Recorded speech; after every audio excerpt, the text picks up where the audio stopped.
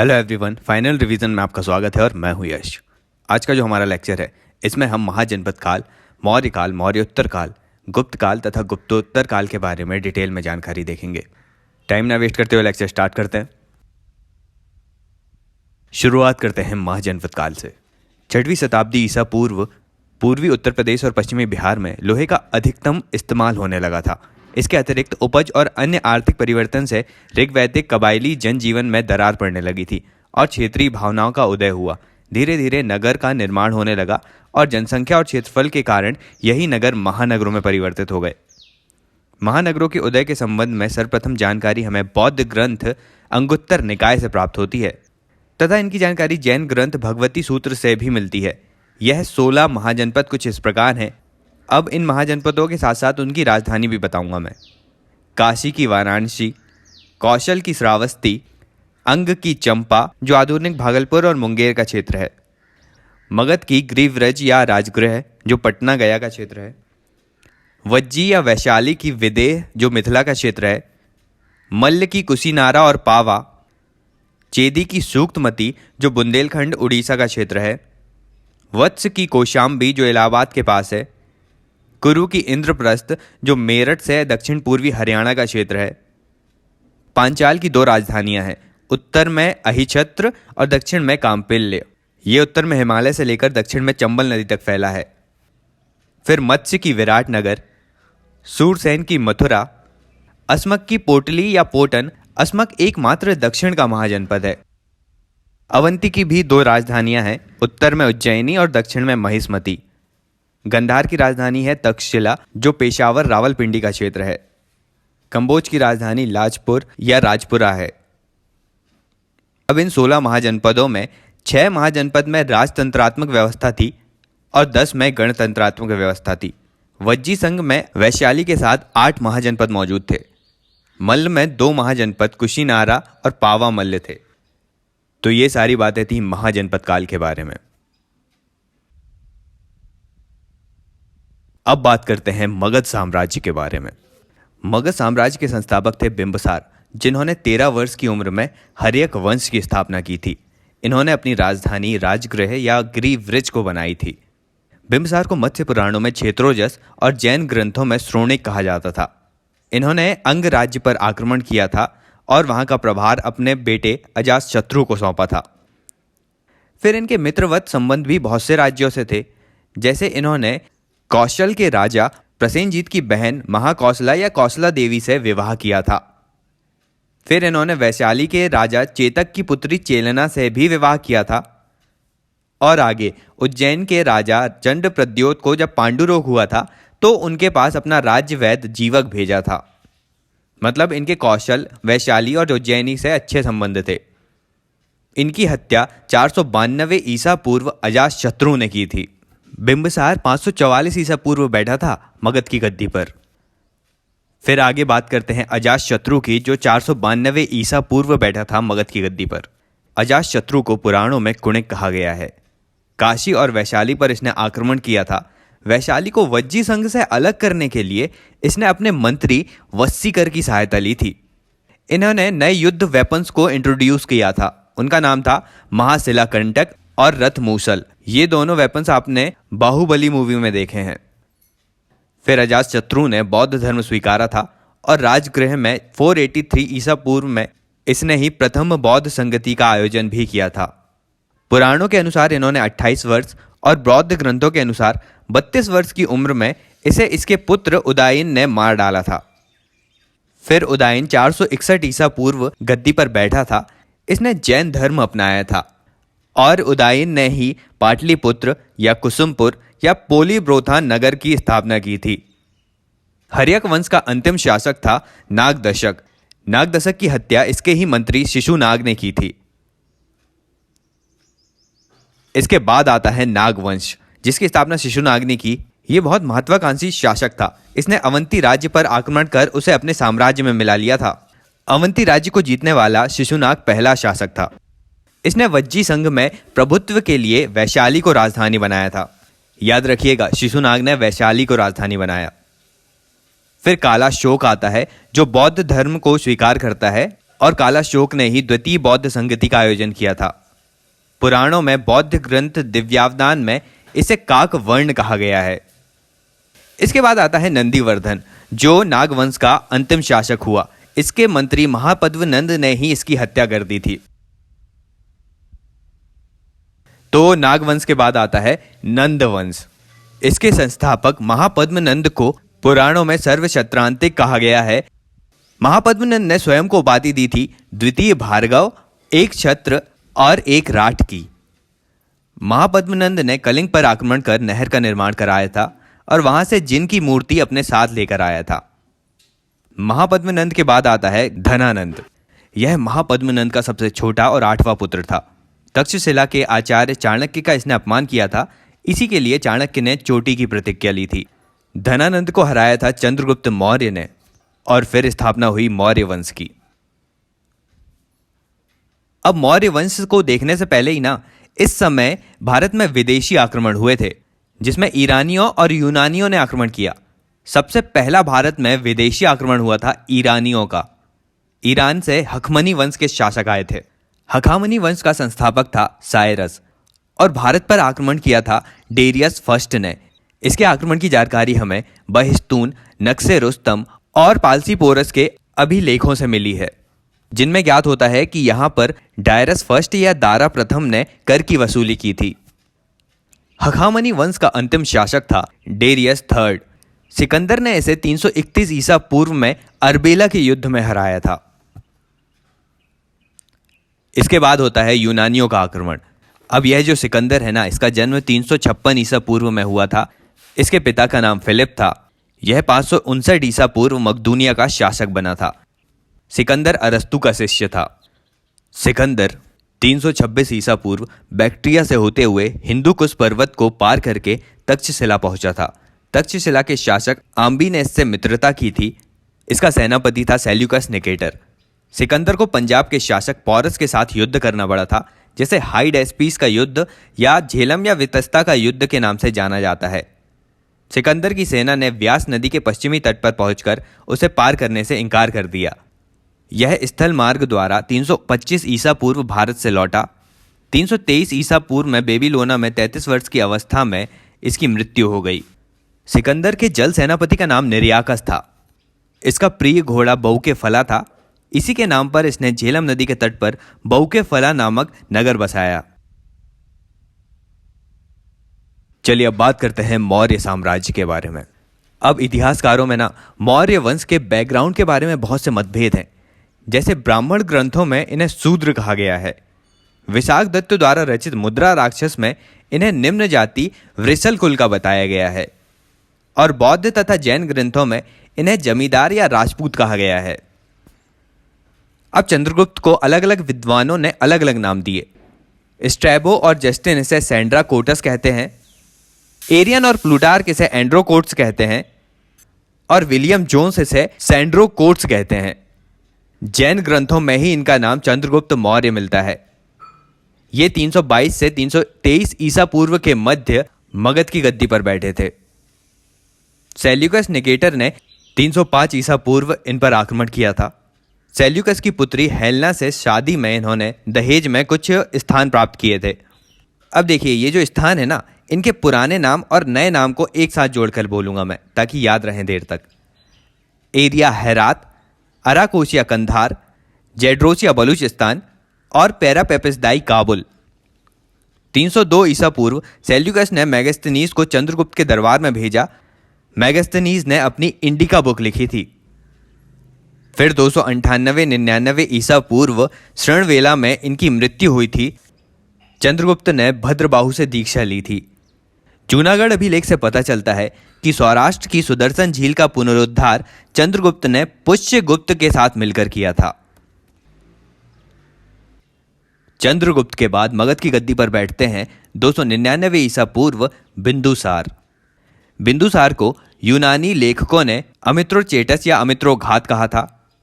पुराणों में इन्हें मद्रसार और जैन ग्रंथों में इन्हें सिंहसेन कहा जाता है। लामादारनाथ के ग्रंथ अंग्योर तंग्योर से पता चलता है कि इनके समय चाणक्य ने पुरोहित का पद त्याग दिया था। 2 राज पुरोहित थे इस समय। पहले थे खल्लेटक जिनके शिष्य थे सुसीम और दूसरे थे राधागुप्त जिनके शिष्य थे अशोक। बिंदुसार के विदेशों से संबंध की बात करें तो स्ट्रैबो कहते हैं कि बिंदुसार के कार्यकाल में सीरिया के शासक एंटिओकस ने अपना राजदूत डायमेकस यहां भेजा था। प्लिनी कहते हैं कि मिस्र के शासक टॉलमी फिलाडोल्फस ने अपना राजदूत डायनोसियस यहां भेजा। और इथिनीशियस कहते हैं कि सीरिया के शासक एंटिओकस से बिंदुसार ने 3 चीजें मांगी थी। पहली मीठी शराब, दूसरा सूखे अंजीर और तीसरा दार्शनिक। बिंदुसार की मृत्यु 272 से 73 ईसा पूर्व में हुई थी। बिंदुसार के बाद आते हैं सम्राट अशोक। इन्होंने बिंदुसार के 3 साल बाद 269 ईसा पूर्व में मगध का राजभार ग्रहण किया था। अब अशोक नाम मास्की और गुर्जरा अभिलेख में मिलता है। पुराणों में इनका नाम अशोक वर्धन मिलता है और ईरानी लेखों में इनका नाम देवनाम प्रिय या देवनाम प्रिय प्रियदस्सी मिलता है। मगध की गद्दी पर बैठने के संबंध में इनके 2 मत हैं। जैन ग्रंथ कहते हैं कि ये पिता की इच्छा के विरुद्ध मगध की गद्दी पर बैठे और सहेली अनुश्रुतियां कहती हैं कि ये अपने 99 भाइयों को मारकर बैठे थे। इन्होंने अपने राज्याभिषेक के 8वें वर्ष में 261 ईसा पूर्व कलिंग पर आक्रमण किया था। वहां का शासक था नंदराज। कलिंग आक्रमण में 1 लाख लोगों की मृत्यु हुई थी और 1.5 लाख से ज्यादा लोग घायल हुए थे। इसी के चलते अशोक का हृदय परिवर्तन हुआ। इन्होंने मोगली पुत्र तिस्स से बौद्ध दर्शन का ज्ञान प्राप्त किया था और अपने भतीजे उपगुप्त से दीक्षा ली थी। अशोक ने धर्म यात्राएं भी की थीं। इन्होंने 10वें वर्ष में बौद्ध गया में और 20वें वर्ष में लुम्बिनी में यात्रा की। अशोक के बाद मगध की गद्दी पर कुणाल, उनके बाद दशरथ और अंतिम शासक के रूप में बैठे थे बृहद्रथ। मंत्री पुष्यमित्र शुंग ने बृहद्रथ को मारा था और शुंग वंश की स्थापना की थी। अब शुंग वंश को जानने से पहले अशोक के कुछ शिलालेखों और अभिलेखों की बात करते हैं। अशोक ने अपनी राजाज्ञाओं, अपने आदेशों और धम्म के नैतिक आचरण संहिता को जन जन तक पहुंचाने के लिए ईरानी शासक डेरियस फर्स्ट के समान ही अभिलेखों का निर्माण किया था। अभिलेखों को हम मुख्यतः 3 भागों में बांट सकते हैं: शिलालेख, स्तंभलेख और गुहालेख। इनके सबसे महत्वपूर्ण 14 शिलालेख हैं जो कि विभिन्न 13 स्थानों पर पाए जाते हैं। इन शिलालेखों में अशोक की राजाज्ञा के साथ साथ नैतिकता की बातें भी कही गई हैं। अब विभिन्न शिलालेखों को देखते हैं। पहले शिलालेख में अशोक ने अहिंसा को बढ़ावा देते हुए पशु बलि का निषेध किया है, लेकिन राज्य की रसोई में कुछ समय तक 1 हिरण और 2 मोर बनाए जा सकते थे। दूसरे शिलालेख में कल्याणकारी भावना को दर्शाया गया है, जिसमें मानव चिकित्सालय, पशु चिकित्सालय, रास्तों में विश्राम स्थल और फलदार वृक्ष लगाने की बात की गई है। तीसरे शिलालेख में अशोक ने महामात्रों और अन्य पदाधिकारियों को हर 5 वर्ष के अंतराल में राज्य भ्रमण करने को कहा। उसने इस प्रकार की यात्रा को अनुसंधान यात्रा कहा। इसके अलावा रज्जकों और राजकों की नियुक्ति की भी बात कही। चौथे शिलालेख में भेरी घोष की जगह धम्म घोष की घोषणा की थी। 5वें शिलालेख में उसने धम्म महामात्रों की नियुक्ति की तथा इसी में मौर्यकालीन समाज और वर्ण व्यवस्था का भी उल्लेख है। 11वें शिलालेख में धम्म विजय की विशेषताओं का वर्णन है। 12वें शिलालेख में धार्मिक सहिष्णुता की नीति की बात की गई है। 13वें शिलालेख में कलिंग युद्ध का वर्णन है। साथ ही इसमें 5 सीमांत यूनानी राजाओं का भी उल्लेख है: सीरियन नरेश एंटियोकस, मिस्र के नरेश टुरमय, मैसिडोनिया के नरेश अत्तिकीनी, एपिरस के राजा मग और सिरेन नरेश अलेक्जेंडर। इनके अलावा 13वें शिलालेख में आट्विक राज्यों या जंगल के राज्यों का भी उल्लेख है। फिर 14वां शिलालेख आता है जो जनता को धार्मिक जीवन व्यतीत करने के लिए प्रेरित करता है। अब अशोक के कुछ अभिलेखों की बात करते हैं। निगाली सागर अभिलेख में गौतम बुद्ध को कनक मुनि कहा गया है। कौशाम्बी और प्रयाग के स्तंभों में अशोक की रानी कारुवाकी द्वारा दान दिए जाने का उल्लेख है। इसे रानी का अभिलेख भी कहते हैं। सभी अभिलेखों का विषय प्रशासनिक है, लेकिन रुम्मिनदेई अभिलेख जो है वह आर्थिक विषय की जानकारी देता है। सौहगोरा और महास्थान अभिलेख से अन्न भंडार के विषय की जानकारी के साथ साथ अकाल की जानकारी भी मिलती है। अशोक के समय की लिपियां कुछ इस प्रकार हैं कि खरोष्टी लिपि का प्रयोग सहबाजगढ़ी अभिलेख और मानसेहरा अभिलेख में दिया गया है। अरमाइक लिपि का प्रयोग तक्षशिला और लघुमान के अभिलेख में है। अरमाइक और ग्रीक दोनों लिपियों का प्रयोग सरा ए कुना कंधार के अभिलेख में है। इनके अलावा सभी शिलालेख, लघु शिलालेख और लघु स्तंभलेख ब्राह्मी लिपि में उत्कीर्णित हैं।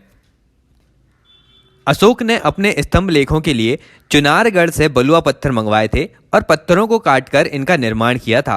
अतः इनके स्तंभों को एकास्म स्तंभ या मोनोलिथिक पिलर के रूप में जाना जाता है और इन स्तंभों पर चमकदार पॉलिश की गई है। अशोक के स्तंभों पर पशुओं की मूर्ति बनी हुई है, जिसमें सारनाथ स्तंभ के 4 सिंह सबसे महत्वपूर्ण हैं। इन स्तंभों पर उल्टा कमल बना हुआ है। अशोक के अभिलेख को सर्वप्रथम 1750 ईस्वी में टिफेन थ्रेलर के द्वारा खोजा गया था, लेकिन इन स्तंभों को पढ़ने में सर्वप्रथम सफलता 1837 में जेम्स प्रिंसेप ने प्राप्त की थी। अशोक के गुहा लेखों की यदि बात करें तो अशोक द्वारा आजीवक संप्रदाय के लोगों को 4 गुफाएं दान की गई थीं। कर्ण, चौपार, सुदामा और विश्व झोपड़ी ये बारावर की पहाड़ी पर स्थित हैं। ये सारे थे अशोक के अभिलेख। चलिए अब मौर्यकालीन प्रशासनिक व्यवस्था की बात करते हैं। मौर्यकाल में साम्राज्य विभिन्न राजनीतिक इकाइयों में बटा था, जो इस प्रकार हैं: सम्राट, प्रांत, विषय या आहार, स्थानिक, द्रोणमुख, खरवटिक, संग्रह और ग्राम। केंद्रीय शासन व्यवस्था की बात करें तो केंद्र का मुखिया राजा होता था। चूंकि राजा का पद वंशानुगत था, जिसके कारण राजा तानाशाह था, लेकिन कौटिल्य ने अपने ग्रंथ अर्थशास्त्र में साप्तांग सिद्धांत बताया है, जिसमें राज्य के 7 अंग बताए गए हैं। पहला राजा, उसकी सहायता के लिए अमात्य, फिर राजा जिनकी सुरक्षा करता था वह है जनपद, फिर जहां जनसंख्या निवास करती थी वह है दुर्ग, और दुर्ग की सुरक्षा के लिए सेना, सेना को मैनेज करने के लिए कोश, और राजा की सहायता के लिए मित्र देश। तो इस तरह सप्तांगिक अंगों में आते हैं राजा, अमात्य, जनपद, दुर्ग, कोश, सेना और मित्र। इसके अनुसार राजा का पद तानाशाही होने के बावजूद कल्याणकारी भी था, क्योंकि राजा मंत्री परिषद की सहायता से कार्य करता था। कौटिल्य ने अर्थशास्त्र में राज्य रूपी रथ के 2 पहिए के रूप में राजा और मंत्री परिषद को बताया था। कौटिल्य ने प्रशासन के सुसंचालन के लिए 18 विभागों का उल्लेख किया है, जिन्हें तीर्थ कहा जाता है।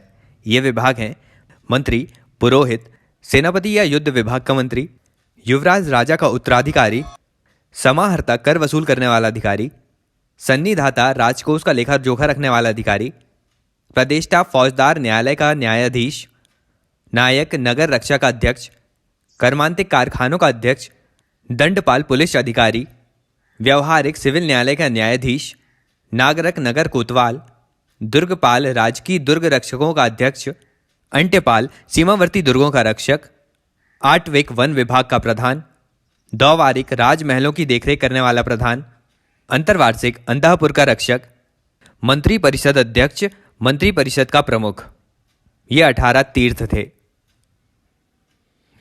इन 18 तीर्थों के अलावा 26 अध्यक्षों की भी जानकारी मिलती है, जिनमें से कुछ इस प्रकार हैं: लक्षणा अध्यक्ष मतलब मुद्रा और टकसाल विभाग का अध्यक्ष, पोताध्यक्ष मापतौल विभाग का अध्यक्ष, सुवर्णाध्यक्ष राजकीय धन का अध्यक्ष, सीताध्यक्ष राजकीय कृषि विभाग का अध्यक्ष, अकराध्यक्ष खानों का अध्यक्ष, विविताध्यक्ष चारागाहों का अध्यक्ष, पर्ण्याधीश व्यापार और वाणिज्य का अध्यक्ष, नवाध्यक्ष नौसेना प्रमुख, सूनाध्यक्ष बूचड़ खाने का प्रमुख, गणिकाध्यक्ष वैश्याओं का प्रमुख, लवणाध्यक्ष नमक अध्यक्ष, मुद्राध्यक्ष पासपोर्ट का अधिकारी, संस्थाध्यक्ष व्यापारिक मार्गों का अध्यक्ष।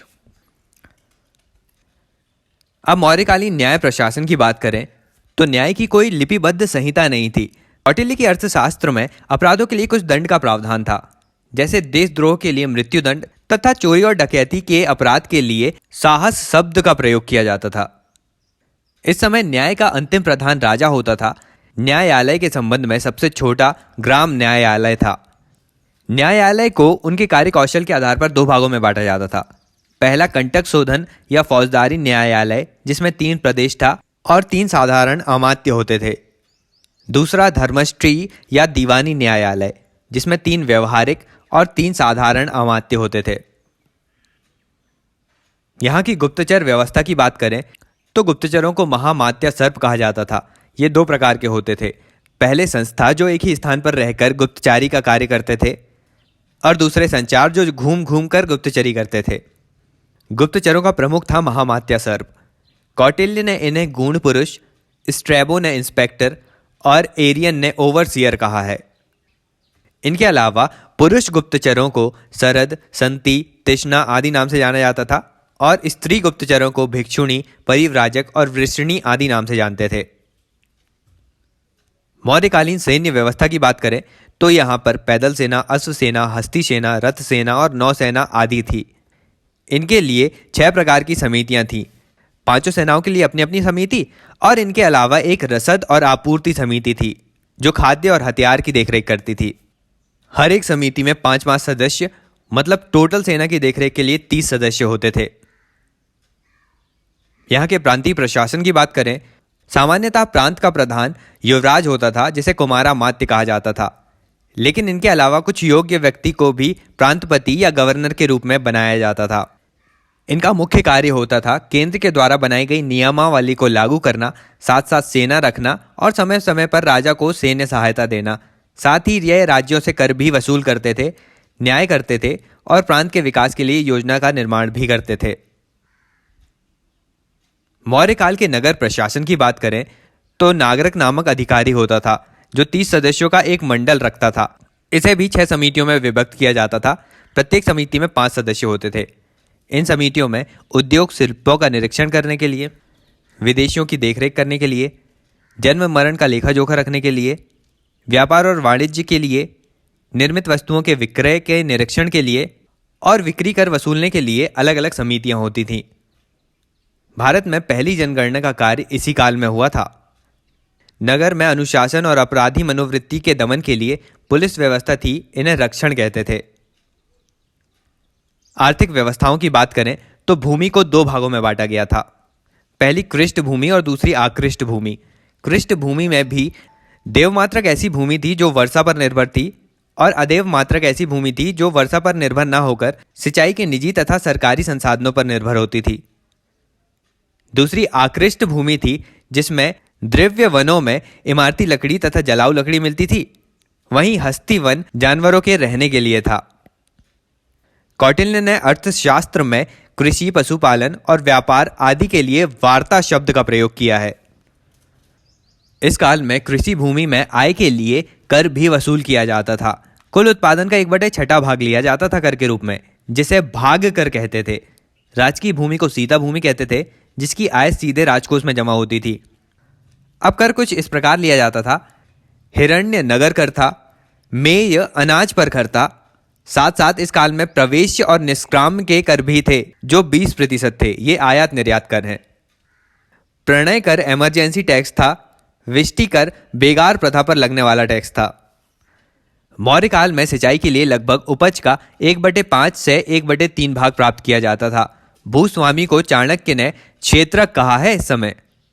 इस समय अंतर्राज्यीय तथा अंतर्राष्ट्रीय दोनों व्यापार होते थे। कौटिल्य कहते थे कि किसी भी राज्य में व्यापार को बढ़ाने के लिए उसकी संचार व्यवस्था सुदृढ़, सड़कें चोर और डाकुओं से मुक्त होनी चाहिए। मेगास्थनीज ने वाणिज्य और व्यापार की देखरेख के लिए एग्रोनोमोई नामक अधिकारी की नियुक्ति की बात कही है। मेगास्थनीज ने कहा था कि राजा के द्वारा यह निर्देश दिया जाता था कि सड़कों के आसपास फलदार वृक्ष लगाए जाएं और विश्राम स्थल बनाए जाएं तथा हर 10 स्टेडियम की दूरी पर स्तंभ लगवाए जाते थे। मौर्य काल में विदेश व्यापार रोम, सीरिया, फारस, मिस्र, चीन, श्रीलंका आदि देशों से होता था, अतः पश्चिमी देशों से व्यापार के लिए भृगुकच्छ बंदरगाह था तथा पूर्वी देशों से व्यापार के लिए ताम्रलिप्ति बंदरगाह था। इसमें मुख्यतः 4 व्यापारिक मार्ग मिलते हैं। ये मैप में देखिएगा आप। पहला मार्ग है पुष्कलावती से पाटलिपुत्र तक, दूसरा है पोटन से कौशाम्बी तक, चौथा है प्रतिष्ठान से श्रावस्ती तक और 5वां है भृगुकच्छ से मथुरा तक। महाराष्ट्र में स्थित सोपारा बंदरगाह से भी व्यापार होता था। मौर्य काल में भारत से मिस्र को हाथी दांत कछुए, सीपियां, मोती, बहुमूल्य लकड़ियां आदि भेजी जाती थी। चीन से रेशम का व्यापार आदि प्रमुख था। आंतरिक व्यापार के प्रमुख केंद्रों में तक्षशिला, काशी, उज्जैनी, तोसली, पाटलिपुत्र आदि थे। इस काल में व्यापार की देखरेख का कार्य संस्था अध्यक्ष नामक अधिकारी भी करता था। इसका प्रमुख कार्य पुराने मार्गों की देखरेख करना है। व्यापार के लिए श्रेणियां संगठित की जाती थीं जिनका मुखिया श्रेष्ठन होता था। व्यापार के लिए सामान्य मुद्रा का प्रयोग होता था। टकसाल विभाग का प्रमुख था लक्षणाध्यक्ष। सुवर्ण नामक सोने के सिक्के, पर्ण नामक चांदी के सिक्के, मासक नाम से तांबे के सिक्के चलते थे। काकड़ी तांबे का सबसे छोटा सिक्का था। इस काल में आम आदमी भी अपने व्यक्तिगत धातु से सिक्के ढलवा सकते थे, लेकिन उसके लिए उन्हें रूपक या रूपदर्शक नामक कर देना पड़ता था। सामान्य व्यापार और वेतन के लिए पर्ण या चांदी के सिक्के का प्रयोग होता था। न्यूनतम वेतन 60 पर्ण और अधिकतम वेतन 48,000 पर्ण होता था। चलिए अब मौर्य काल की सामाजिक व्यवस्था की बात करते हैं। इसमें हमें कौटिल्य और मेगास्थनीज के विवरणों में असमानता देखने मिलती है। कौटिल्य ने मौर्य समाज को 4 भागों में ब्राह्मण, क्षत्रिय, वैश्य और शूद्रों में बांटा है। उन्होंने कहा कि ब्राह्मण का काम दान देना, दान लेना, यज्ञ करना, यज्ञ करवाना, अध्ययन करना और अध्यापन करना आदि होते हैं। तो वहीं क्षत्रिय का काम समाज की सुरक्षा करना, वैश्य का काम आर्थिक उपार्जन करके समाज को संपन्न बनाना और शूद्र का काम समाज की सेवा करना होता है। कौटिल्य ने शूद्रों के कार्यों को समाज सेवा के साथ साथ कृषि कार्य, वैश्यों के साथ व्यापार और सेना में भर्ती होने को भी कहा है। कौटिल्य ने इन्हें आर्य कहकर पुकारा। लेकिन अब कौटिल्य से अलग मेगास्थनीज ने समाज को उनके कार्यों के आधार पर 7 वर्गों में बांटा था: दार्शनिक, किसान, अहीर, कारीगर और शिल्पी, सैनिक, निरीक्षक और सभासद। मौर्यकाल में महिलाओं की स्थिति में महाजनपद काल से कमी देखने मिलती है। कौटिल्य ने महिलाओं के लिए अनिष्कासनी शब्द का प्रयोग किया था। निम्न वर्ग की महिलाओं को विभिन्न कला में शिक्षा का अधिकार था, खेतों में कार्य करने का अधिकार था, लेकिन उच्च वर्ण की महिलाओं को यज्ञ करने का ही अधिकार बस था। इस काल में महिलाओं का जीवन पुरुषों के इर्द गिर्द सिमट कर रह गया था। मौर्य काल में विवाह 8 प्रकार के होते थे। कौटिल्य ने महिला और पुरुषों को तलाक की अनुमति प्रदान की थी, जिसके लिए मोक्ष शब्द का प्रयोग किया जाता था। महिलाओं को पुनर्विवाह और नियोग की अनुमति भी प्राप्त थी। इस समय में वैश्याओं की यदि बात करें तो इन्हें गणिका और रूपाजीवा कहा जाता था। गणिकाएं राज्य की ओर से नियुक्त की जाती थी, रूपाजीवा व्यक्तिगत रूप से कार्य करती थी। इन्हें राजकीय संरक्षण भी प्राप्त होता था। मौर्य काल में मनोरंजन के साधनों की बात करें तो यहाँ पुरुष कलाकारों को रंगोपजीवी और महिला कलाकारों को रंगोपजीवनी कहा जाता था। मनोरंजन का प्रमुख साधन था शिकार, मल्ल युद्ध, पासे, पशु पक्षी लड़ाना आदि। इसके अतिरिक्त नृत्य संगीत भी होते थे, लेकिन महिला और पुरुष कलाकारों को सम्मानजनक दृष्टि से नहीं देखा जाता था। इनका निवास स्थान नगर से बाहर होता था। बात करें दास प्रथा के बारे में तो इसमें भी कौटिल्य और मेगास्थनीज में मतभेद देखने मिलता है। कौटिल्य जहां 9 प्रकार के दासों का उल्लेख करते हैं, वहीं मेगास्थनीज कहते हैं कि इस काल में दास प्रथा थी ही नहीं। पतंजलि के अनुसार मौर्य काल में देव मूर्तियों को पूजते थे। देव मूर्तियों को बनाने वाले शिल्पी को देवताकारी कहते थे। मेगास्थनीज ने मुंडनी और सिकंदर के बीच के वार्तालाप को वृतांत दिया है, जिससे मौर्यकालीन जीवनचर्या का पता चलता है। ब्राह्मणों को राज्य से कर मुक्त भूमि मिलती थी, जिसे अर्थशास्त्र में ब्रह्मदेय भूमि कहा गया था। चलिए अब आगे मौर्य साम्राज्य के पतन की बात करें तो विभिन्न विद्वानों के अलग अलग मत हैं। हरप्रसाद शास्त्री कहते हैं धार्मिक नीति के कारण पतन हुआ। हेमचंद्र राय चौधरी कहते हैं अहिंसक और शांति प्रिय नीति के कारण। डी कोशाम्बी आर्थिक कारण बताते हैं। डीएन झा कमजोर उत्तराधिकारी बताते हैं। तो वहीं रोमिला थापर अति केंद्रीकृत प्रशासनिक व्यवस्था को इनके पतन का कारण बताती हैं। तो ये सारी बातें थी मौर्य साम्राज्य के संबंध में। चलिए अब आगे बढ़ते हैं और बात करते हैं मौर्योत्तर काल के बारे में। सबसे पहले आता है शुंग वंश। इसे ब्राह्मण वंश भी कहते हैं। इसके संस्थापक हैं पुष्यमित्र शुंग। ये मूल रूप से उज्जैनी के निवासी थे। 185 ईसा पूर्व इन्होंने शासन की स्थापना की। सिहली अनुश्रुतियों के अनुसार अशोक के 84,000 स्तूपों को नष्ट किया था इन्होंने। पतंजलि का महाभाष्य जो व्याकरण ग्रंथ है, उसमें कहा गया था कि इन्होंने 2 अश्वमेघ यज्ञ कराए थे। फिर आगे सांची के स्तूपों की रेलिंग भी बनवाई थी पुष्यमित्र शुंग ने। इनके ही काल में डेमेट्रियस का आक्रमण हुआ था, जिसे अग्निमित्र शुंग ने हराया था। इस युद्ध का उल्लेख हमें गार्गी संहिता में तथा मालवी काग्नि मित्रम में मिलता है।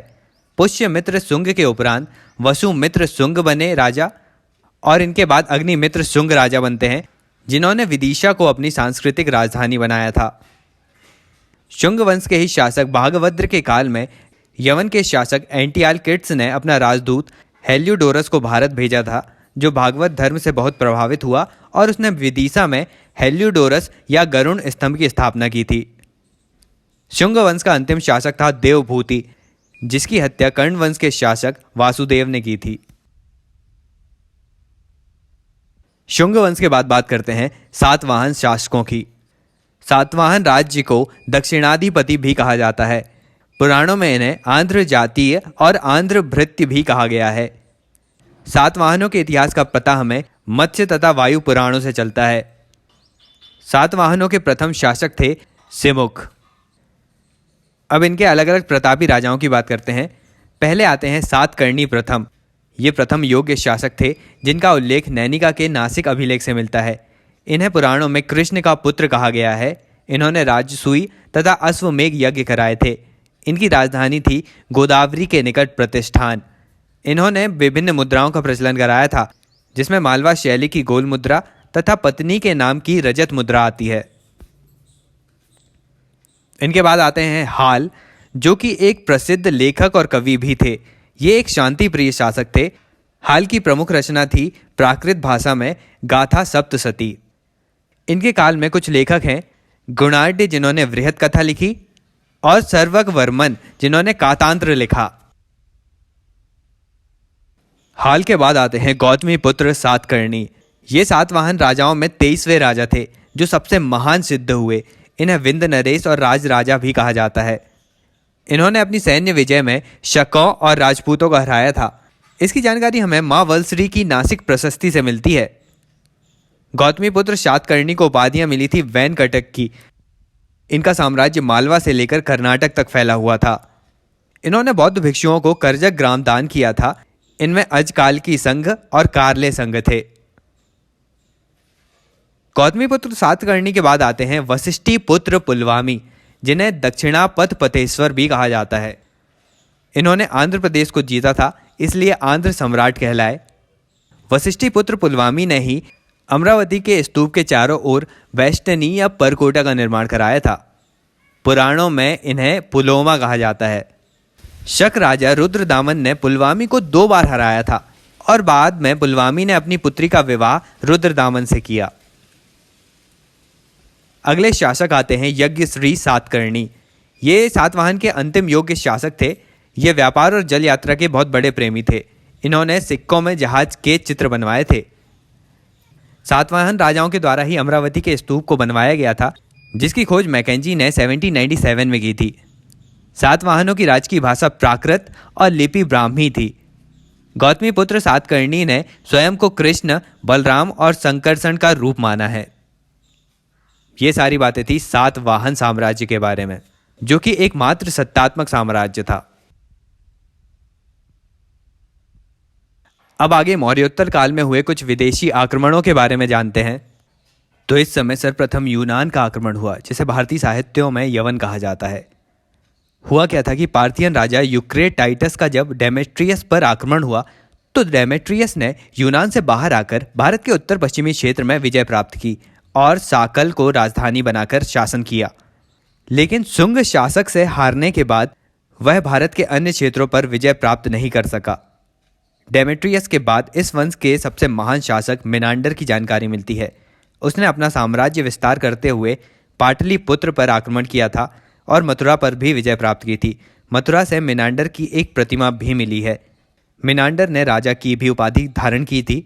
इसी दौरान मिनांडर की मुलाकात होती है बौद्ध भिक्षु नागसेन से।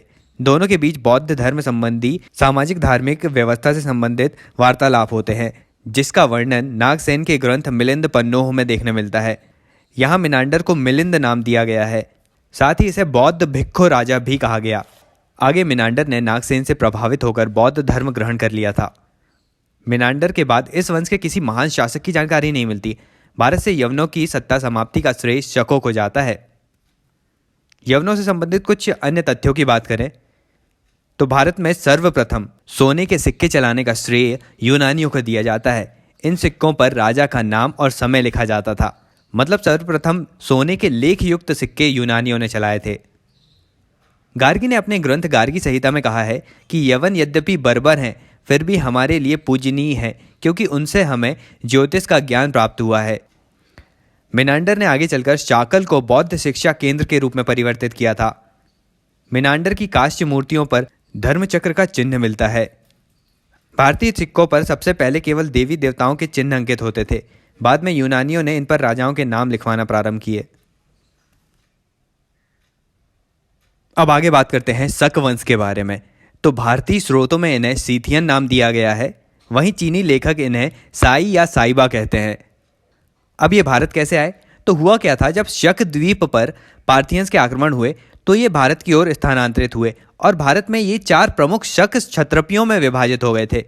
उत्तरी क्षेत्र में तक्षशिला और मथुरा के रूप में तथा पश्चिमी क्षेत्र में उज्जैनी और नासिक के रूप में विभक्त हुए थे। नासिक में शक क्षत्रपी का संस्थापक थे शहरात वंश के नहपान और उज्जैनी में कार्दुमक वंश था जिसके संस्थापक थे चष्टन। शक वंश के सबसे प्रतापी राजा हुए हैं रुद्रदामन प्रथम, जिन्होंने जूनागढ़ अभिलेख बनवाया था। इनका क्षेत्र सिंध, काठियावाड़, गुजरात, मालवा, नर्मदा घाटी और कोंकण तक फैला हुआ था। इन्होंने सौराष्ट्र के प्रांतवती सुविशाख के साथ मिलकर सुदर्शन झील का पुनर्निर्माण करवाया था। इनके द्वारा बनवाया गया जूनागढ़ अभिलेख संस्कृत का पहला अभिलेख है, जिसे 130 से 150 ईस्वी के मध्य बनवाया गया था। इस वंश के अंतिम शासक हुए हैं रुद्रसिंह थर्ड। रुद्रसिंह थर्ड को चंद्रगुप्त ने मारा था। अब आगे बात करते हैं शक पल्लव या पार्थियन के बारे में। इस वंश का संस्थापक मिथ्रेडेमस या मिथ्रेडेटस था, लेकिन भारत में पार्थियन वंश का संस्थापक था माउस। इस वंश का सबसे महान शासक था गोंडोफर्नेस या विंधक वर्ण या गुदुवहर, ये तीनों नाम से इसे जाना जाता है। इसके शासनकाल में ईसाई पादरी सेंट थॉमस भारत आया था। विंध वर्ण के बाद कोई भी महान शासक की जानकारी नहीं मिलती। इस वंश के ऊपर कुषाणों का आक्रमण हुआ था और भारत से इनकी सत्ता समाप्त हो गई थी। पार्थियंस की राजधानी थी तक्षशिला। इन राजाओं के सिक्कों पर धर्मीय या धार्मिक उपाधि मिलती थी। चलिए अब बात करते हैं कुषाण वंश के बारे में। कुषाण वंश चीनी कुर्गिस्तान के रहने वाले थे। जब इन पर स्थानीय जनजातियों ने आक्रमण किया तो ये वहां से भागकर शक द्वीप में आ गए थे और कबीलों में बंट गए थे। इनमें से ही एक कबीला था यूची कबीला, जिसके संस्थापक थे कुजुल कटफिसेस। इनके पुत्र हुए हैं विम कटफिसेस, जिन्होंने भारत पर आक्रमण किया था और इन्होंने राजधानी बनाई थी पुरुषपुर या पेशावर को। विम कटफिसेस ने यूनानी सिक्कों पर नंदी, त्रिशूल और कार्तिकेय आदि के चित्र अंकित किए थे। इसके बाद कुषाण वंश का प्रमुख शासक आता है कनिष्क, जिन्होंने शक संवत प्रारंभ किया था 78 एडी में। कनिष्क ने मथुरा पर आक्रमण किया था और मथुरा को सांस्कृतिक राजधानी भी बनाई थी। इन्होंने कासगर, खैतान और कासगंध नामक क्षेत्र भी जीते थे। कश्मीर में इन्होंने कनिष्कपुर नगर बसाया था। इन्होंने सिल्क रूट की प्राप्ति के लिए चीन पर आक्रमण किया। पहला जब आक्रमण किया था तो इन्हें वहां के सेनापति पांचाऊ ने हरा दिया था, लेकिन दूसरे बार आक्रमण में इन्होंने जीत हासिल की थी। लेकिन ये उससे आगे बढ़ना चाहते थे, पर सेना के व्यक्ति बहुत थक चुके थे और सैनिकों के द्वारा ही इन्हें मार दिया गया। ये था कुषाण वंश। अब इसी समय ना संगम वंश भी आता है, लेकिन इसकी जानकारी हम बाद में देखेंगे।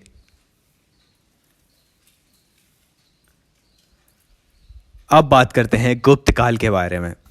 गुप्त वंश का संस्थापक श्रीगुप्त था। ये प्रारंभ में कुषाणों के यहाँ सामंत के रूप में काम करता था, लेकिन जब कुषाण राजा कमजोर हुए तो सामंतों ने अपनी स्वायत्त सत्ता स्थापित की। जैसे मध्य प्रदेश के पश्चिम में नाग शक्ति, दक्कन में वाकाटक और पूर्व में गुप्त वंश की स्थापना हुई। अब गुप्त वंशावली के बारे में इतिहासकारों में भी मतभेद हैं। केपी जायसवाल कहते हैं कि ये शूद्र थे। एल.एन. अल्तेकर और रोमिला थापर के अनुसार ये वैश्य थे।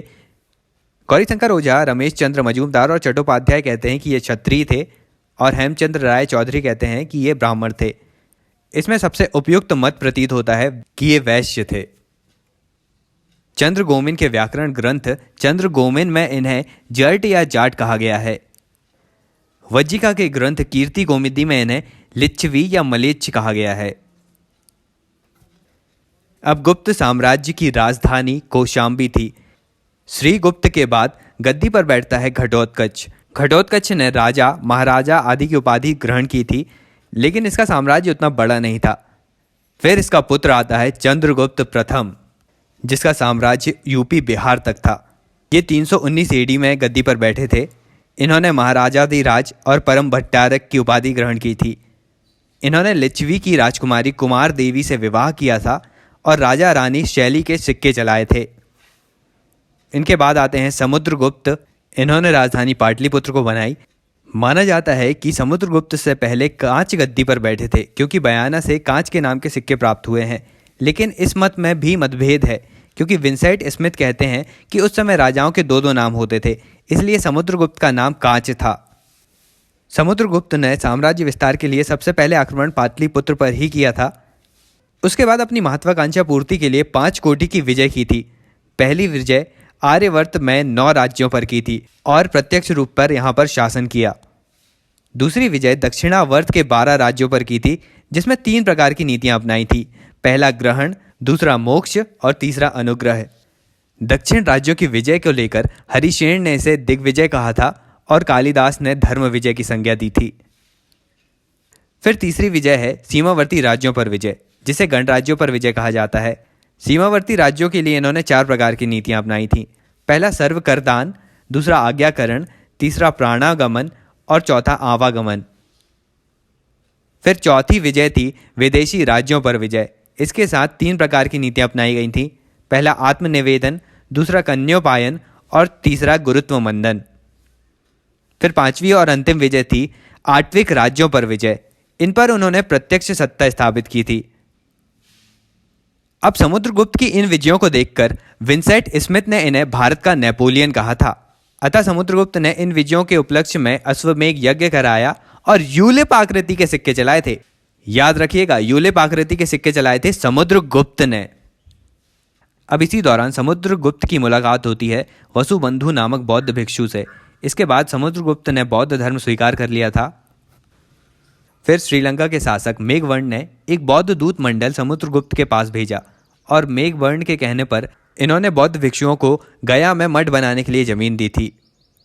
समुद्रगुप्त को प्रयाग प्रशस्ति में धरणी बंद कहा गया है। एरन अभिलेख में उसे राजा पृथु के समान दानी और यम के समान काल कहा गया है। समुद्रगुप्त वीणा भी बजाते थे और कविता भी लिखते थे, जिस कारण उन्हें कविराज की उपाधि दी गई।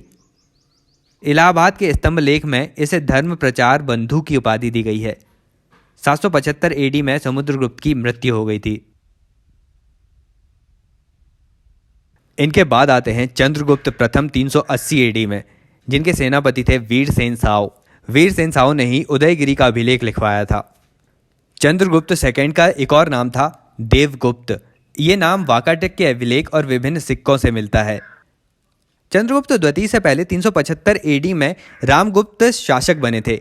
इनकी पत्नी थी ध्रुव स्वामिनी। लेकिन हुआ क्या था कि रामगुप्त पर शक राजाओं ने आक्रमण किया था और उन्होंने ध्रुव स्वामिनी को कैद कर लिया था। लेकिन रामगुप्त कुछ नहीं कर पाए, तो चंद्रगुप्त द्वितीय ने शक राजा की हत्या की और रामगुप्त को कैद करके ध्रुव स्वामिनी से विवाह कर लिया था। इस सारे वृतांत का उल्लेख हमें विशाख दत्त के ग्रंथ देवी चंद्रगुप्तम से मिलता है। चंद्रगुप्त द्वितीय ने उज्जैनी पर आक्रमण किया था और उज्जैनी के राजा रुद्रसिंह द्वितीय को परास्त करके उज्जैन में शक सत्ता को समाप्त किया था और इसी अवसर पर उन्होंने सकारी और विक्रमादित्य की उपाधि धारण की थी। इसके बाद आगे भी मध्य एशिया तक विजय प्राप्त करने वाला यह भारतीय मूल का पहला शासक बना। चंद्रगुप्त जितना महान सेनापति था, उतना ही महान विद्वानों का संरक्षक भी था। इसके दरबार में 9 विद्वान रहते थे, जिन्हें 9 रत्न कहा जाता था। ये विद्वान हैं कालिदास, धन्वंतरी, वेताल भट्ट, घटकरपर, वररुचि, शपड़क, अमरसिंह, शंकु और वाराह मिहिर। चंद्रगुप्त द्वितीय के काल में ही चीनी यात्री फाहयान 399 से 414 ईस्वी के मध्य भारत आया था। इसने चंद्रगुप्त के दरबार का भ्रमण किया और उस समय के प्रशासन, सामाजिक आर्थिक व्यवस्था आदि का वर्णन फो यू की नामक ग्रंथ में किया था। इसके अनुसार चंद्रगुप्त का राज्य अपराधों से मुक्त था, लेकिन इसके साथ ही एक घटना हो गई थी कि फाहयान को वापस लौटते समय लूट लिया गया था। फाहयान ने उस समय 2 सामाजिक बुराइयों का भी उल्लेख किया है। पहला कि बुजुर्ग स्वर्ग प्राप्ति की लालसा के लिए संगम पर जाकर आत्महत्या करते थे, तथा दूसरा कि चंडाल जाति के लोग जब नगर से निकलते थे तो डंडा ठोक कर चलते थे, जिससे सवर्ण उनकी छाया से दूर रहें, और इसी के चलते फायान ने मध्य देश को ब्राह्मणों का देश कहा था। समाज में दैनिक उपभोग की वस्तुओं के लिए कोठी का प्रयोग किया जाता था।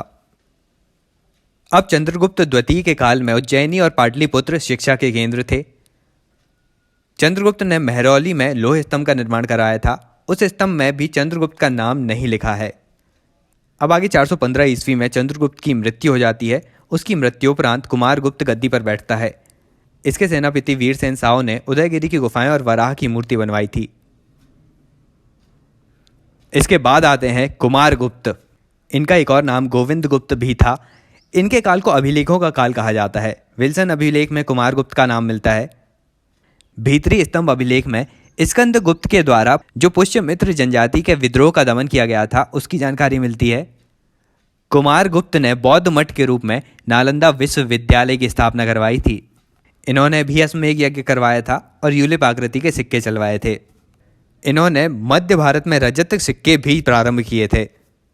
गुप्त काल में सर्वप्रथम चांदी के सिक्के चलाने का श्रेय चंद्रगुप्त प्रथम को दिया जाता है। अब इनके बाद आते हैं स्कंदगुप्त। इनके बारे में उल्लेख भीतरी स्तंभ अभिलेख में मिलता है। इन्होंने हूण या मलेच्छ को हराया था, जिनकी जानकारी जूनागढ़ अभिलेख से मिलती है। स्कंदगुप्त ने भी प्रांतपति पर्णदत्त और इंजीनियर चक्रपातित के माध्यम से सुदर्शन झील का पुनरुद्धार करवाया था। कहोम स्तंभ लेख के अनुसार इन्हें सक्रादित्य तथा जूनागढ़ लेख के अनुसार इन्हें श्री परीक्षित वक्षाह नामक उपाधि प्रदान थी। स्कंदगुप्त ने नालंदा संघाराम बनवाया था। कौशल पर आक्रमण करके अयोध्या को जीता भी था। फिर आगे 467 एडी में इनकी मृत्यु हो गई थी। चलिए अब आगे गुप्तकालीन प्रशासनिक व्यवस्था की बात करते हैं। इस समय विकेंद्रीकृत शासन व्यवस्था का प्रारंभ हो गया था। विभिन्न राजनीतिक इकाइयों में साम्राज्य, प्रांत या भुक्ति, विषय, पैठ और ग्राम आते थे।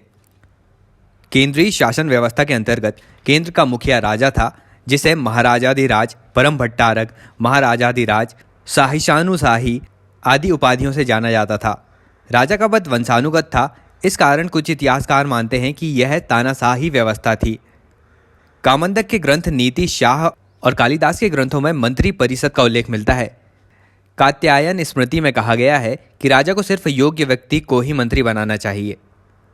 गुप्त काल में राजा की सहायता के लिए कुछ अन्य पदाधिकारी भी नियुक्त किए जाते थे, जो इस प्रकार हैं: महाबलाधिकृत सेना का सेनापति, महादंड नायक न्यायाधीश, संधि विग्रह युद्ध मंत्री, दंडपाशिक पुलिस, विनय स्थिति संस्थापक शिक्षा मंत्री, भंडारगाराधिकृत राजकोष का प्रमुख, ध्रुवाधिकरण राजस्व वसूल करने वाला अधिकारी, महाअक्षपटलिक लेखा विभाग का सर्वोच्च अधिकारी, युक्त पुरुष युद्ध में हस्तगत पुरुष और महाप्रतिहार राज्य प्रसार से संबंधित देखरेख करने वाला अधिकारी होता था। अब प्रांतीय शासन व्यवस्था की बात करें तो प्रांतों का मुखिया सामान्यतः युवराजों को बनाते थे, जिन्हें कुमारामात्य कहा जाता था। लेकिन यदि युवराज ना हो तो किसी योग्य व्यक्ति को भुक्तिपति बनाते थे। इनकी नियुक्ति राजा करता था। इनके कार्य भी केंद्र के शासक और पदाधिकारियों के समान ही थे। सीमांत प्रदेशों में शासक को गोप्ता कहा जाता था। भुक्तिपति सामान्यतः प्रांतों में सेना रखते थे, समय पर राजा की सहायता करते थे। इसके अलावा क्षेत्रों से कर वसूल करते थे और न्याय का कार्य भी करते थे। भुक्तियों का विभाजन जिलों में किया जाता था, जिन्हें विषय कहते थे। इसका सर्वोच्च अधिकारी विषयपति होता था। विषयपति का प्रमुख कार्यालय अधिष्ठान कहलाता था। विषयपति के सलाह और सहायता के लिए विषय परिषद होती थी। इसके सदस्य नगर श्रेष्ठी, सार्थवाह और प्रथम कुलिक होते थे। गुप्त काल में विषयों को पैठ में बांटा जाता था, जिनका मुखिया पैठपति कहलाता था। गुप्तों की सबसे छोटी राजनीतिक इकाई ग्राम थी, जिसका मुखिया ग्रामीणी होता था। यहाँ की न्याय व्यवस्था की बात करें तो भारत की पहली न्याय संहिता मनुस्मृति को माना जाता है।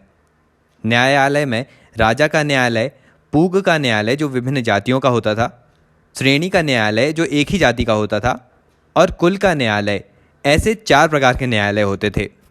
लेकिन राजा ही अंतिम न्यायाधीश के रूप में होता था। यहाँ न्याय परंपराओं, धर्म तथा संस्कृति के आधार पर होता था। इस काल में मनुस्मृति, याज्ञवल्क्य स्मृति आदि न्याय संहिताओं का निर्माण हो चुका था। कुछ इतिहासकारों का मानना है कि पहली बार फौजदारी और दीवानी विधि को अलग करने का काम इस काल में ही हुआ। इसी के चलते 4 न्यायालय सामने आए थे। गुप्त काल में गुप्तचर व्यवस्था मौर्य काल की अपेक्षा सुदृढ़ नहीं थी। यहाँ गुप्तचरों के लिए दूत शब्द का प्रयोग किया जाता था और पुलिस कर्मचारियों के लिए भाट शब्द का प्रयोग करते थे। अब गुप्त काल के राजस्व और अर्थव्यवस्था की यदि बात करें, यहाँ कृषि, पशुपालन, व्यापार तथा वाणिज्य आदि कार्य किए जाते थे। लेकिन इस काल में राजस्व का प्रमुख स्रोत था भूमि कर। यहाँ भूमि की आय को 2 भागों में बांटा जाता था। पहली है सामान्य भूमि, जिसमें 1/6 भाग कर लगता था, और दूसरी है सीता भूमि, जो राजकीय भूमि थी। इसमें राजकोष कर लगता था। इसके अलावा और भी टैक्सेस लगाए जाते थे, जैसे उद्रंग, ऊपरी कर, विदेशी वस्तुओं के आयात पर लगने वाला भूतावाद प्रत्याय कर, सीमा और विक्री कर को शुल्क कहा जाता था। इस काल में भी मौर्य काल की समान नगर कर, हिरण्य तथा अनाज कर मेय लगता था। इसके अलावा विष्टि भी आय का साधन था। मंदिरों और ब्राह्मणों को भूमि दान में दी जाती थी, जिसे अग्रहार कहते थे। इन भूमियों में टैक्स नहीं लगता था। भूमि दान करने का मुख्य उद्देश्य ब्राह्मणों को शैक्षणिक और धार्मिक कार्य के लिए स्थान प्रदान करना था। गुप्त काल के आर्थिक जीवन की यदि बात करें, यह काल बहुत समृद्धि और संपन्नता का काल था।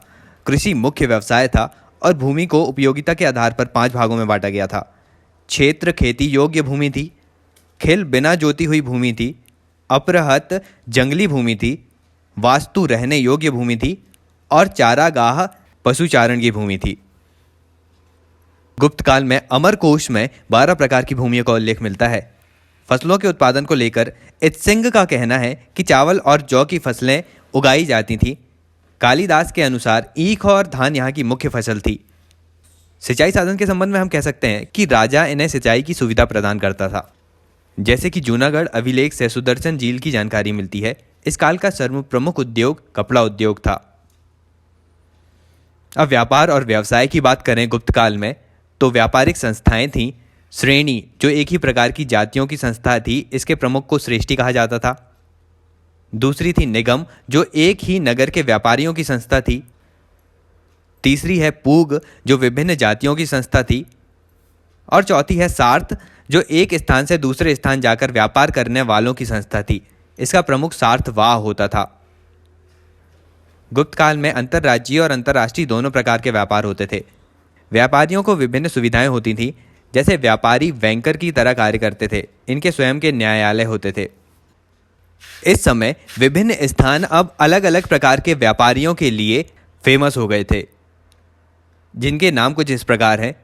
इंदौर तेली संघ के लिए, विदिशा हाथी दांत के कारीगरों के लिए, उज्जैनी अनाज व्यापारियों के लिए, नासिक बुनकर संघ के लिए, मंदसौर में रेशम बुनकर, मथुरा में आटा पीसने वाले कारीगर और कौशाम्बी में गंधक बनाने वाले कारीगर थे। अब ये श्रेणियां समाज सेवा का भी कार्य करती थी। जैसे कि मंदसौर अभिलेख से ज्ञात होता है कि मंदसौर के रेशम बुनकर संघ ने वहां सूर्य मंदिर का निर्माण करवाया था, और इंदौर के तेली संघ ने भी वहां दीपक जलाने के लिए तेल का दान किया था। अंतर्राष्ट्रीय व्यापार की बात करें तो इसकी जानकारी प्रोकोपियस से मिलती है, जिसमें कहा गया कि फारस वासियों ने रेशम व्यापार पर एकाधिकार प्राप्त किया और रोमन साम्राज्य से उनकी शत्रुता के कारण भारतीय व्यापार को ठेस लगना प्रारंभ हुई। व्यापार संबंध मुख्य रूप से बैजेंटाइन साम्राज्य और चीन से होता था। कोसमस के वृत्तांत से पता चलता है कि चीन के साथ व्यापार में सिंहल द्वीप बिचौलिए का कार्य करता था। गुप्त काल में पूर्वी देशों के साथ व्यापार ताम्रलिप्ति बंदरगाह से होता था, वहीं पश्चिमी देशों से व्यापार भिगु कक्ष बंदरगाह से होता था। गुप्त राजाओं ने 3 प्रकार की धातुओं के सिक्के चलाए थे: सोने का दीनार, चांदी का रूपक और तांबे का मासक। फाहियान के ग्रंथ फोयुकी से ज्ञात होता है कि इस काल में सामान्य वस्तु के लेन देन में कोनियों का प्रयोग होता था। वेजेंटाइन साम्राज्य से रेशम के अलावा मसाले का भी व्यापार होता था। इस काल में अक्षय निवि नामक भूमि की जानकारी मिलती है, जिसमें स्थायी दान प्राप्त करने वाले व्यक्ति को भूराजस्व हमेशा मिलता रहता था उस भूमि से।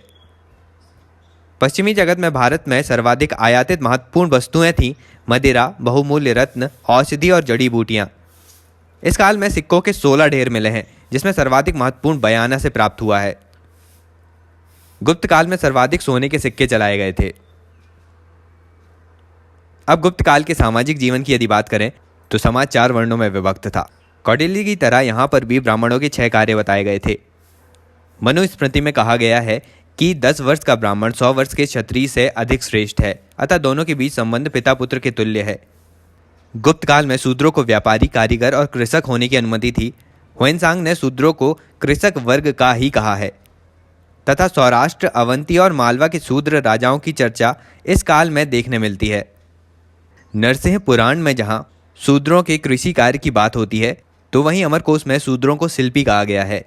मार्कंडेय पुराण में दान देना और यज्ञ करवाना शूद्रों का कार्य बताया गया है।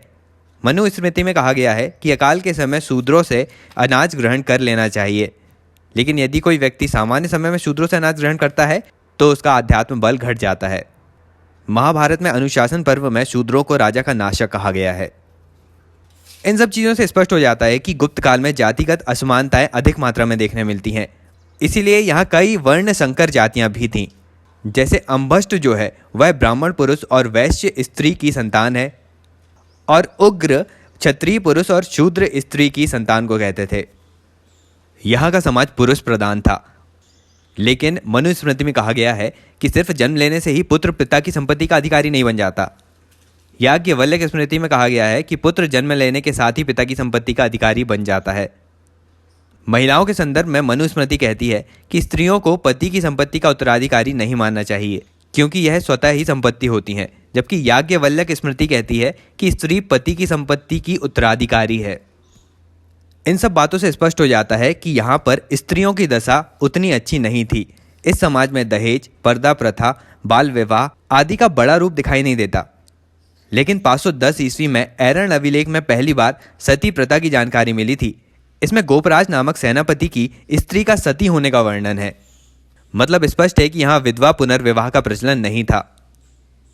अमर सिंह के ग्रंथ अमरकोश में स्त्री शिक्षा के प्रचलन की बात की गई है, जिसमें शिक्षिकाओं के लिए उपाध्याया, उपाध्यायी, आचार्य आदि शब्द प्रयोग हुए हैं।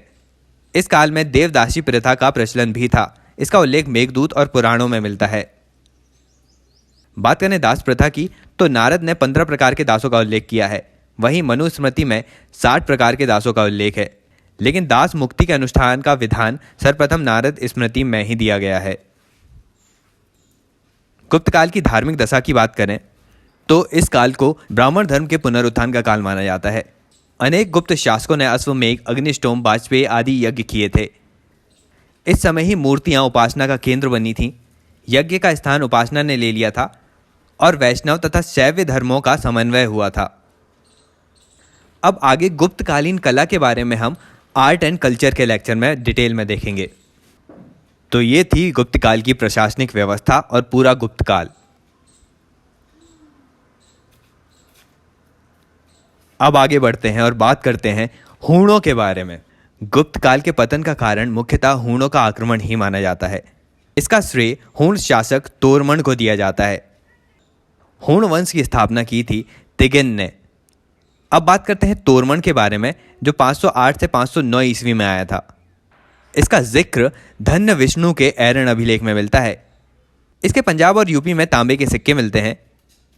जैन ग्रंथ कुवलय माला से जानकारी मिलती है कि इसने पवैया स्थान चंद्रभागा नदी के तट पर शासन किया था। चीनी यात्री सूंग यूंग इसी के समय भारत आया था। तोरमन के बाद अगला शासक आता है मेहरकुल, जिसने भारत के आंतरिक भागों पर आक्रमण किया, जिसकी जानकारी हमें ह्वेनसांग के ग्रंथ तथा ग्वालियर प्रशस्ति से मिलती है। इसे 532 में यशोधर्मन ने हराया था, जिसकी जानकारी मंदसौर अभिलेख से मिलती है। ह्वेनसांग के अनुसार मगध शासक नरसिंह गुप्त बालाधिक ने मेहरकुल को हराया था। अब आगे गुप्तों के बाद भारत में मोखरी वंश कन्नौज में, मगध में परवर्ती गुप्त और बंगाल में चंद्र शासकों का शासन हुआ। वहीं स्थानेश्वर में वर्धन वंश जो पुष्यभूति वंश के रूप में आए थे, और वल्लभी में मैत्रकों का शासन था। चलिए अब स्थानेश्वर के वर्धन वंश की बात करते हैं। इसमें हम देखेंगे हर्षवर्धन का उदय। पुष्यभूति वंश की स्थापना की थी प्रभाकर वर्धन ने। इनकी 3 संतानें हुई, राजवर्धन, हर्षवर्धन और राजश्री। प्रभाकर वर्धन की मृत्यु के बाद राजा बने थे राजवर्धन। हुआ क्या था कि राजश्री का विवाह हुआ था मौखरी नरेश गृहवर्मन के साथ, जो कन्नौज में राजा थे। अब जब शादी हो गई तो उसी के बाद मालवा के देवगुप्त और बंगाल के शशांक ने मिलकर कन्नौज में गृहवर्मन के ऊपर आक्रमण किया और उसे हराया। और इसी से क्रोधित होकर स्थानेश्वर के शासक राजवर्धन ने देवगुप्त और शशांक पर आक्रमण कर दिया। इसमें उनकी विजय भी हुई, लेकिन जो शशांक था बंगाल का, उसने मित्रता का झांसा दिया राजवर्धन को और उन्हें धोखा देकर मार दिया। और इसी समय इनकी बहन राजश्री कैद से भागकर विंध्य के जंगल में सती होने चली गई थी। तो जब राजवर्धन की मृत्यु के बारे में हर्षवर्धन को पता चला तो वह उन्हें ढूंढने निकला और बौद्ध भिक्षु दिवाकर मित्र से इनकी मुलाकात हुई। फिर आगे चलकर हर्षवर्धन का युद्ध होता है देवगुप्त और शशांक के साथ। देवगुप्त को इन्होंने मार दिया था, लेकिन शशांक तब भी भाग गया था और बंगाल के शशांक को यह लास्ट तक नहीं पकड़ पाए थे। हर्षवर्धन ने अपनी राजधानी बनाई फिर कन्नौज को। हर्षवर्धन बौद्ध महायान धर्म संरक्षक भी कहा जाता है। हुएनसांग के अनुसार हर्षवर्धन ने उत्तर भारत में इन राज्यों को जीता था, कुछ मात्रा में बंगाल, पंजाब, कन्नौज, मिथिला और उड़ीसा। हर्षवर्धन का युद्ध ध्रुवसेन द्वितीय से हुआ था और इन्होंने अपनी पुत्री का विवाह इससे किया तथा पश्चिमी मालवा शासक से मित्रता की। अब दक्षिण में चालुक्य शासक पुलिकेशिन द्वितीय को हर्षवर्धन नहीं हरा पाए थे। फिर आगे 650 ईस्वी तक आते आते इस साम्राज्य का अंत हो गया। तो आज के लेक्चर का अंत भी यहीं करते हैं। अब आगे बचे हुए गुप्तोत्तर काल के अन्य जो शासक हैं ना, उनके बारे में हम एक सेपरेट लेक्चर में देख लेंगे, जिसमें चालुक्य नरेश के बारे में भी देखेंगे। तो लेक्चर पसंद आया तो लाइक कीजिए, ज़्यादा से ज़्यादा शेयर भी किया कीजिए। चलिए अभी के लिए चलता हूँ, मिलते हैं अगले वीडियो में एक नए टॉपिक के साथ। Thank you so much for listening.